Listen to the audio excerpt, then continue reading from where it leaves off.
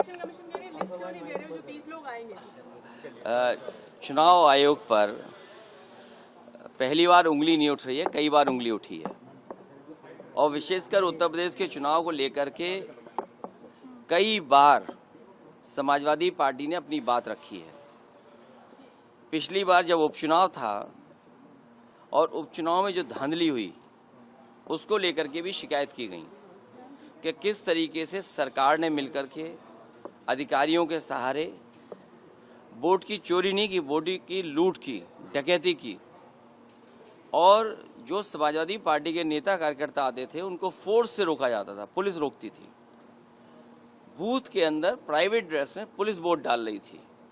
अधिकारी जात के आधार पर पोस्टिंग पाए थे और उन्हें निर्देश थे कि भारतीय जनता पार्टी को किसी भी परिस्थितियों में आपको जिताना है। हमारे पास बगल में अवधेश प्रसाद जी खड़े हैं, सांसद हैं अयोध्या के। इनकी खुद की विधानसभा में चुनाव चल रहा था। इतना भारतीय जनता पार्टी को कभी भी उस विधानसभा में वोट नहीं मिला। जीत हार अलग होती है, लेकिन इतना वोट पार्टी को कभी नहीं मिला।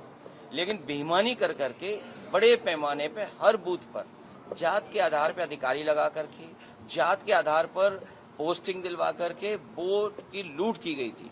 और उससे पहले 2022 के चुनाव में जब समाजवादी पार्टी ने, और मैंने खुद आरोप लगाया था कि जानबूझ करके समाजवादी पार्टी को वोट काटे गए, डिलीट किए गए, तो चुनाव आयोग ने नोटिस दिया।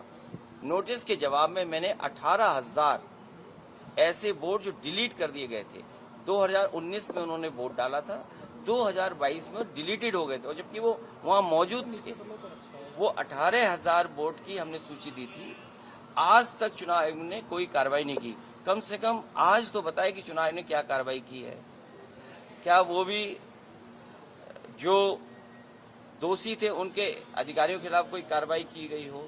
एक तस्वीर है जिसमें पुलिस का अधिकारी सीधा रिवॉल्वर तान करके रोक रहा है वोटर्स को। रामपुर में जब घटना हुई तब भी हम लोगों ने शिकायत की कि रामपुर में किस तरीके से वोट रोके गए, लोगों को घर से नहीं निकलने दिया। वो वीडियो विजुअल्स है सबके पास, लेकिन कोई कार्रवाई नहीं हुई।